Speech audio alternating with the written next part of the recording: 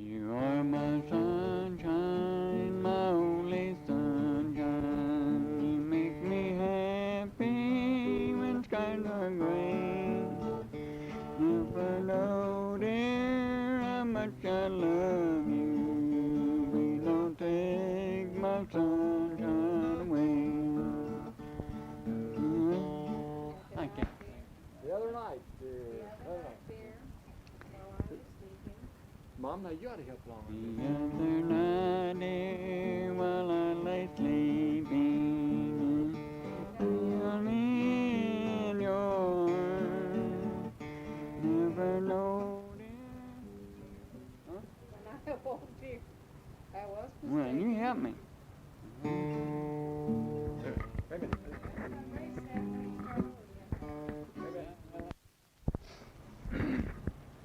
Whoop.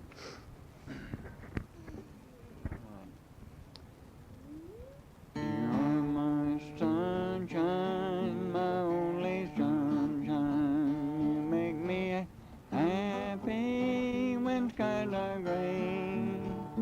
Never know, dear, how much I love you. Don't take my sunshine away.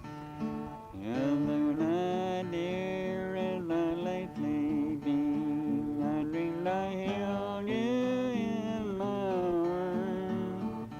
When I woke, dear, I was mistaken, and I hung my head and cried.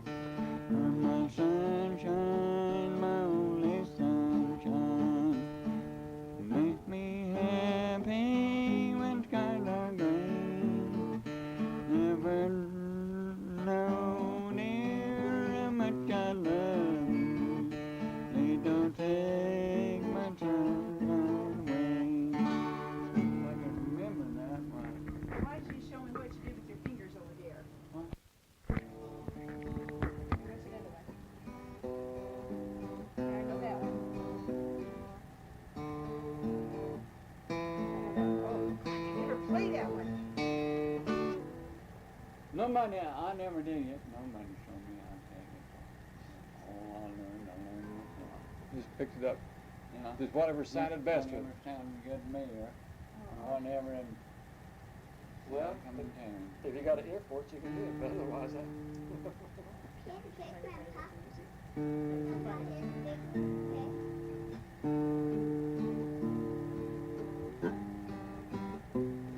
Whenever you play over here, you always play these three as your as a chord, huh? And then you always play either this one or this one as the extra note. Yeah. I think we'll get Mom in here and we'll all have our crossing. Yeah. Let's see if we can get Mom in Let me here. see if I can do that. Turn on something. Good as well. I did that the other day. I stuck something in my Frog. Yeah, the damn thing A little really frog. socked her to me. Okay, what are you singing? We're all going to sing. What are we gonna sing? Y'all know something. Come on, get you. You are my sunshine, my only sunshine. You make me happy when skies are gray. You'll never know, dear, how much I love you. Please don't take my sunshine away.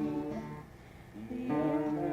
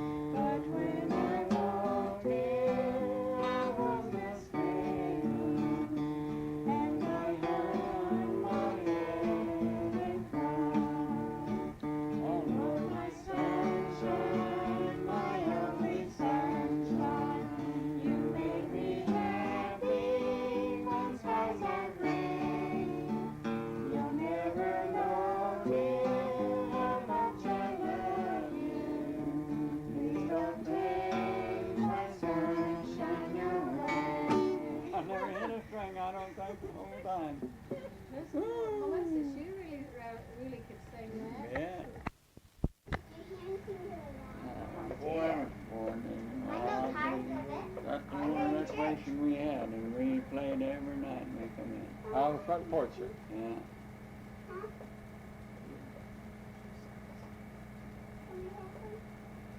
Feel like another one or all that? I don't know.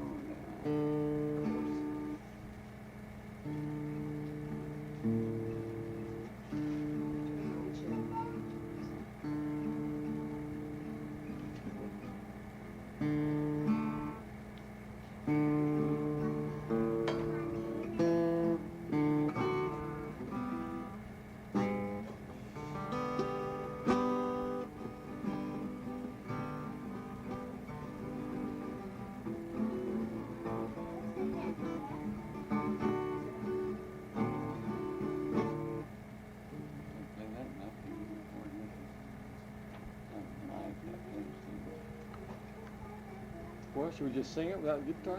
You want to just sing it? Should we all sing it? Tennessee Waltz.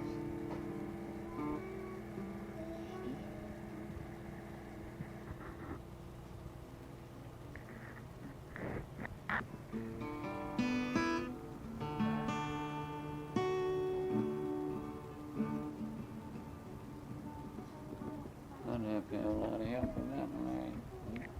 I never did sing that song, don't think.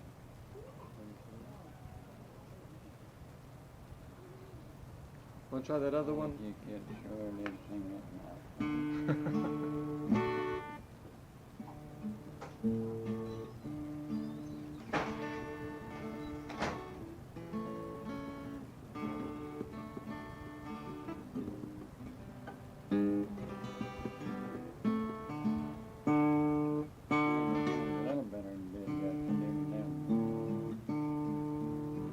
Yeah, if we had you another couple of weeks, you'd be giving concerts, Stan.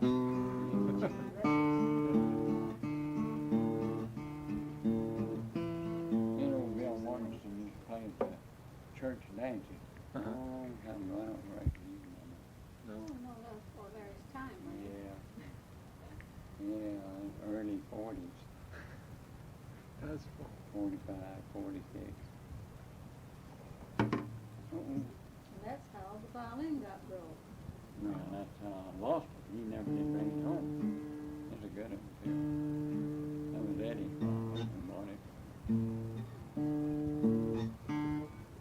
Want to try that Mother Queen of My Heart one again? I'll hold this up a little bit. See if it'll All catch right. it. I'll hold this up. Maybe I better practice a little bit, though, and see if I can get my words together. I did. Let me see if I got it right now. Down in Texas, down where the moon is blue, I and the kindness of mother, I see what we just we do. One day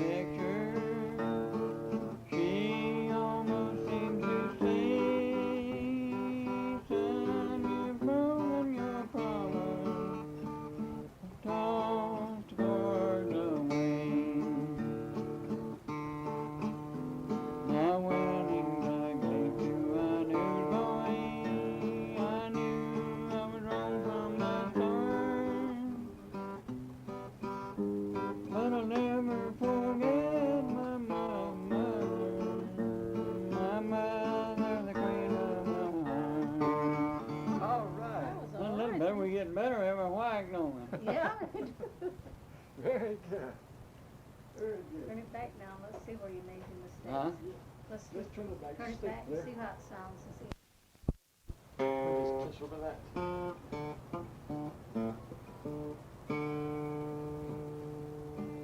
I can't think what that song is.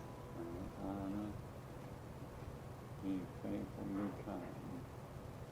But what do you mean?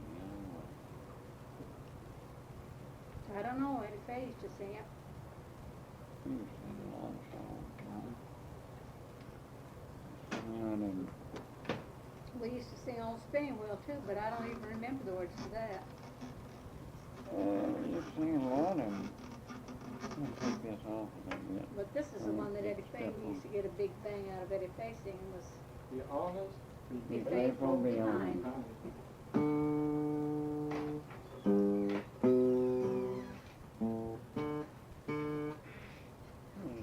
Blue eyes crying in the rain. How's that go?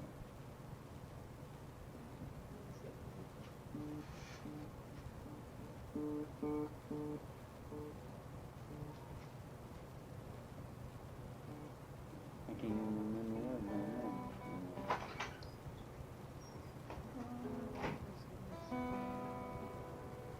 The speed wheel first, speed wheel part of it. Huh? That's Eddie. Okay, now start We're that. just trying to get the words together, What? Larry. Just try a little bit more. Hit that again. Come on, Mom started on that. Come on. You had it started a while ago, man. In the twilight as I see her, blue eyes crying in the rain. Then we kissed and then we parted. I knew we'd never meet again. Now how's it going? Love is like a dying ember, only memories remain. Through the years I'll remember blue eyes crying in the rain. I don't remember the rest of it. I hardly remember that. That's pretty good. Something about handing. Well, the next verse is, someday we'll meet up yonder. Go strolling here. We will meet up yonder on the pathway hand in hand. I'll remember blue eyes crying in the rain. We better turn that off, you know. I ain't turned it off. I ain't turned that off, son. Right. Now start this again.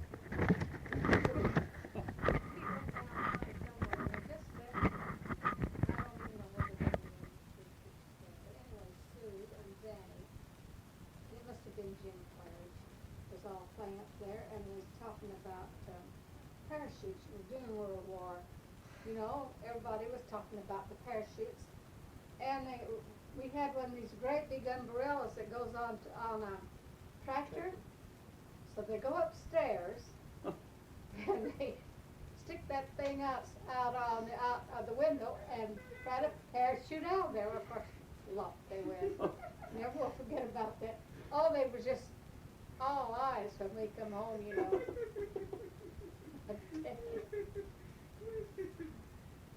Sue remembers that. She said, that's the best thing kids could ever do. What You know, they were Nell was amazing. always talking about Billy, don't you do that. But stand up for yourself, you know. She's just opposite she was when she was a kid, you know.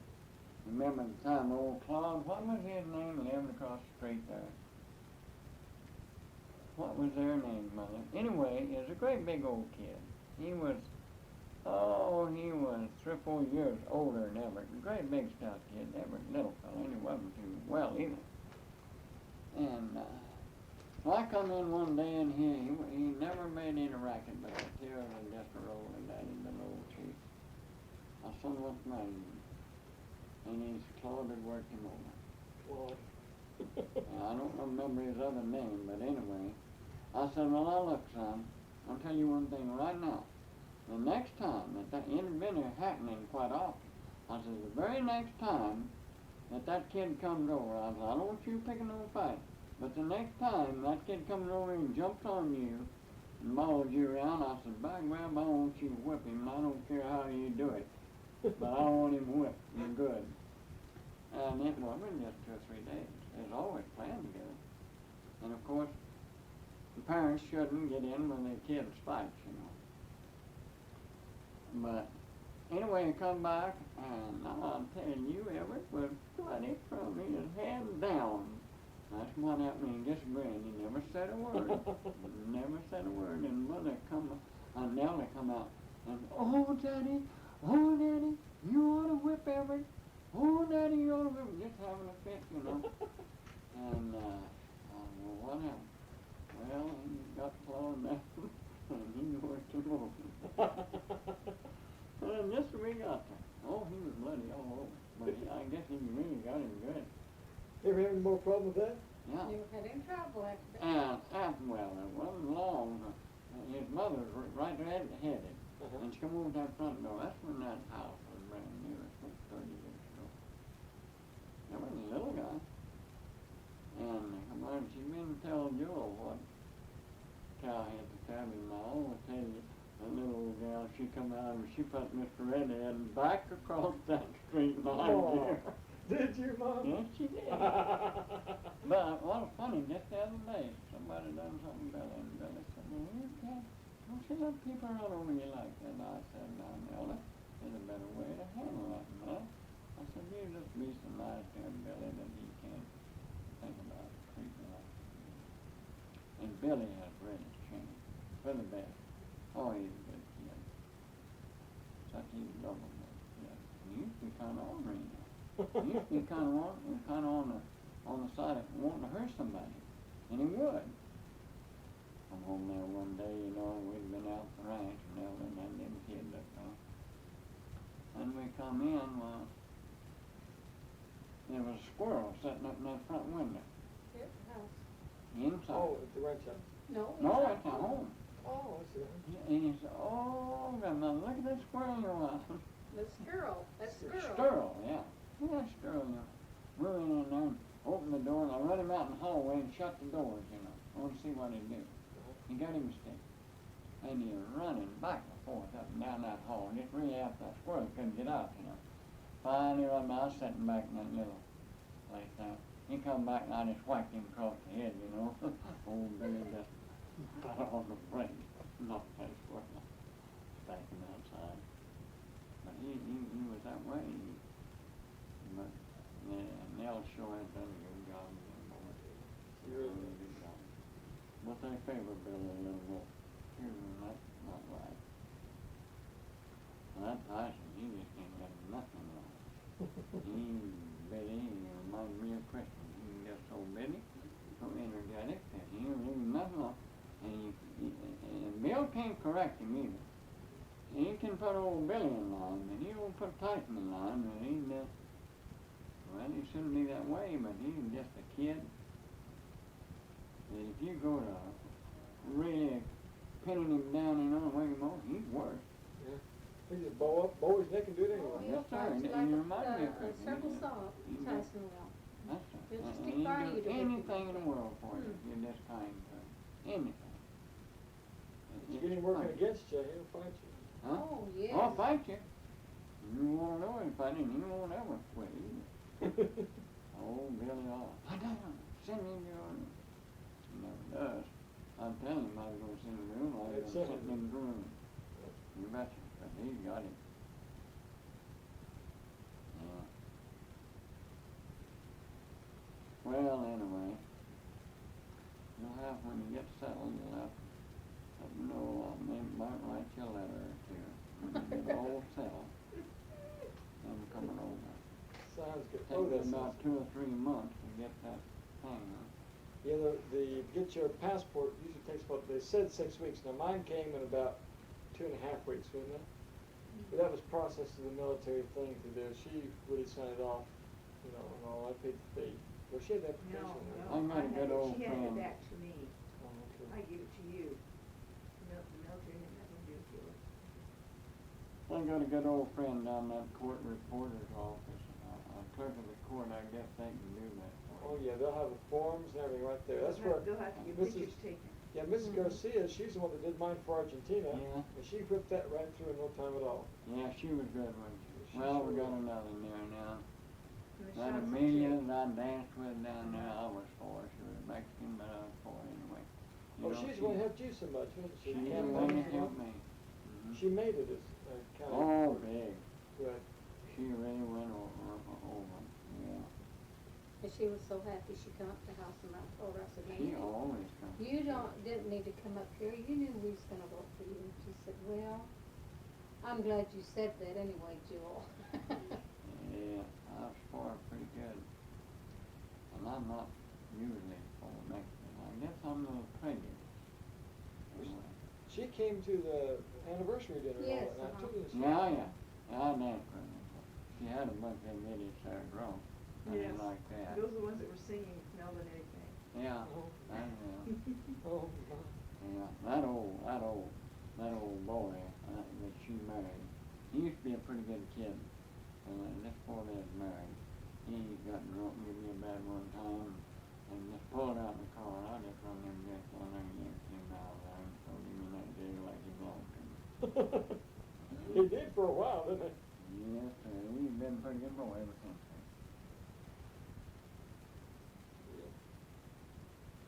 And one time we need to get up. Well, we're going to need to leave here about 7:45, so we'll have you there at 8. Yeah. They say that you ought to pick up your tickets an hour early. So Well, we got the ticket. Yeah, well, you have to have your confirmation boarding pass. Yeah. So as long as you got your boarding pass and your seat assigned, you're all set. Say hour Quarter early. day. Yeah. Well, yeah. I'll leave that up to you. Well, I've got it practically everything packed, only the clothes that we're Huh? wearing now. I've got really everything packed. Yeah. And your medicine, a few things like that, it won't only take a minute to pick up.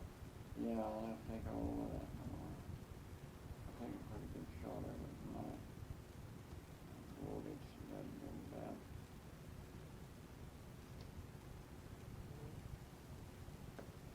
How about if we have you tell that story about that white guinea hen, Dad? I don't think we have that on tape. You told that last night. We didn't get it taped. That white one that Uncle Everett dropped off when you were there at. When- John and Walter wanted to see that.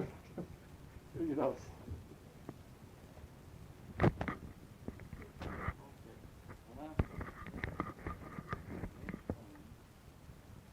Look at when I was a little bitty guy, and our house had burnt down, you know. And Dad and Mother had built a new house, new home, and they had drilled a new well, and they put a windmill. It was about 50 or 60 feet high, I guess. And they had this old white guinea hen. And I was always crazy about them chickens and guinea and what have you, know. So John and Walter, I don't think Sis was there, but Dick, John and Walter and Everett was all out there. And they packed this old guinea hen plumb up on top of that little old thing, you know, and watch her fly. And they just threw her out in the air, and she never lifted a wing. She just hit the ground, kaplunk. By grabbed and killed her dead in the wedge. And John, he said, "Now don't you tell Mother about that." Oh boy, don't tell Mother about that. They was, they got in a little trouble right after that. John and Walter wasn't, maybe 18 months between their ages, you know. And there was some people out there on the flat that had some big registered dogs, female. And so one day, they had their 22s and 45s. So one day there's a whole bunch of dogs off the hogs come down through the oil. And by God, they shot a whole bunch of them. And there's about, I imagine they're 15, 16, 17 years old. Wasn't very old. They thinned out the dog population, though. They thinned them out, and that's raising Cain about the dogs went home. Old dog died. And so they're really looking. So John Walter, they just pulled out. They grabbed home. themselves a bunch of trains and they left there. And they pulled out and they're gone and they're gone and they're gone. The mother was worried to death. She never even heard from them for almost 2 years. And she one day went down to a palm reader. You know, the people that read your palms, you know. And she went down and wanted this lady to read her palm. And she said, well, now, don't you worry about them boys, 'cause you're going to hear from them before long. And said, that young one will take care of the other one. You won't have to worry about them, 'cause they're both working, and they're both doing good. They're out west, but you won't have to worry about them. And it wasn't but about, I guess, well as I remember, a couple of months after that, why, she heard from her. And there's in Silver City, New Mexico, working in that mine. And I guess that's one reason that we came on out too, 'cause it wasn't long after that till we were out there. I took Walter through there one time. I don't know where we was going, but he showed me where they worked in this mine. He was the younger of the two, right? He was the younger one too. Yeah. He never had much to say. The way you remember him or not, but he never did have much to say. I remember him coming and staying with us for a long time. Marlene, he thought Marlene worshipped her, and she worshipped him too. She just waited for Uncle Walter to get home. Yeah. Yeah, I guess that's one reason. And then we pulled out there, and Dad and Dick had already come out. And he worked on that old smelter there, and just you go into Clifton, Right. up left road there, he was a foreman on that. The old stacks. Yeah. Worked a bunch of Mexicans. Yeah, that's when he first come out there. I had these little old bunch of chicken there in their shoebox, and all I raised out of them chicken, I had about 15 of them. I raised 2 roosters. Oh, Two that's roosters. pretty. They'd just hop on my shoulder and crow, you know. And for one Thanksgiving, Ed said, well, Skeet, well, you take them roosters and go eat them. I won't eat them. But I remember he gave me $1 for them 2 roosters. That's a lot of money, so we had chicken and dumplings. And they take me on up there, take me up to their camp. They take Everett up out there first, and he was scared. They had to, Uncle Everett? yeah, oh, he's afraid of the dark. Uncle Everett. Yeah, he was so afraid of the dark. And they didn't have nothing but just a kitchen, and they had their bunk in the kitchen. It was a place they called the Junipers. And then out the back they had a little place, and the skunk was awful bad. Had beds made, bunks on the side of the wall, you know. And I could barely, just hard for me to get up to it. But every night they had an old dog they called T-Bone and another one they called Badger. The reason they named old T-Bone, they gave a hind quarter of a beef to a fella for me as a puppy. They brought him down to Safford when they come, Teeb and Badge both. And so I used to stay with them every summer. I didn't want to go to school anyway, first place. I'd show how and they'd bring me in to go to school. And there in that old trail right there in the Junipers, I'd love to go up there sometime. I may do it sometime. And we rode a horseback from Clifton to Alma, New Mexico. Right straight through those mountains. We camped out. And that's the first pork and beans I ever remember eating on that trip. I was about 10 years. 10 years old, I guess. 11. When we first went there. We got up there and old John Graham and Gordon Graham. Ed had given me a little old horse. Oh, I thought he was the best horse there ever was. A little bitty thing. They called him Grasshopper. That's a good name. I'll never forget him, little old Charlotte. Oh, I thought I was somebody, and I got up there, them boys, and they was riding them dang burros, and I was riding old Grasshopper. And when I left there, well, they gave me an old jacket. He branded Cross H. Daddy Graham's old brand, and just the H with a cross in the middle of it. That's what I called him, old Cross H. They gave him to me, and I brought him back home. I'd ride that bull, I'd get away back on his hips, and I'd ride that bull. And just as you cross that bridge there at Clifton, we lived right there on that bluff, right there. And one day I was riding that old bull around up in them slag dumps up there, I was riding away back there, whistling along. Everett hid behind that slag and jumped out of the old Cross H, and he throwed me off. And boy, I come off, I grabbed me a piece of that old shark slag, and I throwed her at old Everett as hard as I could. And hit him on the knee, and it just split it open. He had a long white scar. It was about that long and about that wide, right in that soft place. Oh, man.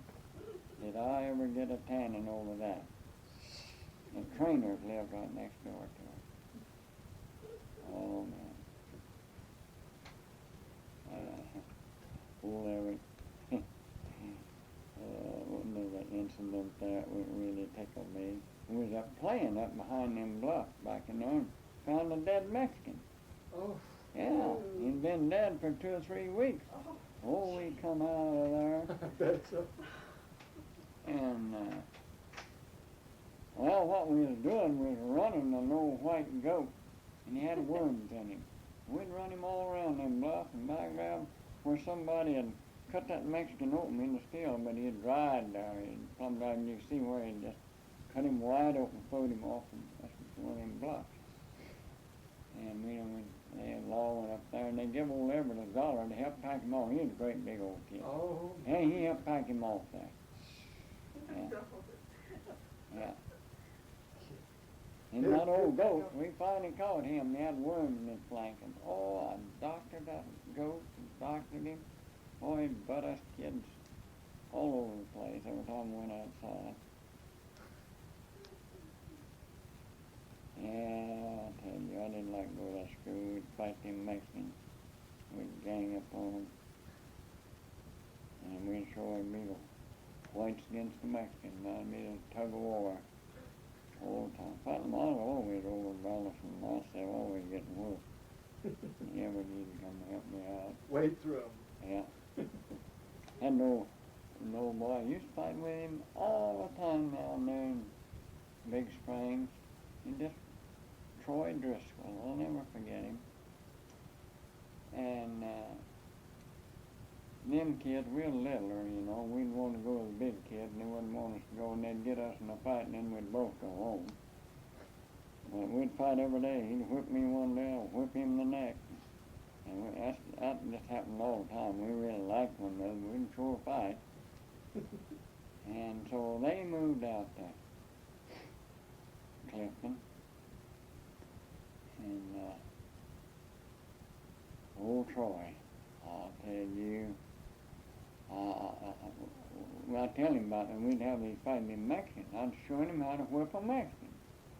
Now, Troy, you just grab him by the hair of the head and push his head down and just work him over. Just stay that hair. Yeah. And I got him several fights, just egging him on, and tickle me. Every day we went by this Chinaman store. Coming back from school, every day in the evening, this Chinaman, a big levee along the Frisco, was about 8 foot off that down the river bottom. And every day that Chinaman come out of that wheelbarrow, and invariably, before he'd throw this garbage and stuff over the levee, he'd set that wheelbarrow down. He had wood shoes. And I wanted to show him. Troy hadn't been there long. I wanted to show him what I'm going to kick that Chinaman in the butt. And I knew when I was barefooted. I knew when he'd set that down, boy, he ran up and set her down, and I just laid her on him. Man, and boy, he wheeled to him. I could hear them old wooden shoes slapping you over there. He was gaining ground on me. Boy, I just bailed off that levee, hit that river and the swinging bridge there. He run out on that a bunch of rocks. Boy, I retreated. I went upstream on him. I come way in back, come through a tunnel to get home. He wasn't bothering me no more for a long, long time. Oh, sir. He don't bother me no more. I need to get around now. Oh, I tell you, I often wonder what ever become of that old kid. If he's still alive, I'd love to run into him sometime. Troy Driscoll. Troy Driscoll. Great big stout Texan.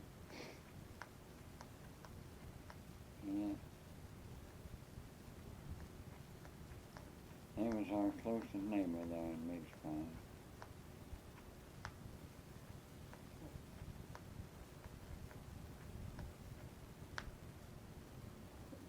Bobby, you left till the incident. I know you done a lot of things when you was a little girl. I know some of them. Oh, I'll tell you, I'll never will forget her talking about her grandma Clyde and her Aunt Mary. And Oh, then, they've got that story, darling. huh? Larry's got that story. Yeah, I read it the other day. Yeah, that's right. A lot of stories between here and there, Mother. She has suggestion on that. Oh. Hmm? Right now, not tonight. What? Yeah. How about telling about Courtney? You and Mom first met. Now between two of you ought to get it. Oh, man, that was something more. That was, yeah, terrible, That's quite a story, because you'll have to take up a lot of tape on that. Well, we got plenty. I just want to be sure this doesn't run out. Let's hear it. You know, Let's get you situated back over. No, I don't want to. He'll You tell don't me. want to. yeah, you. Well, let's hear both sides.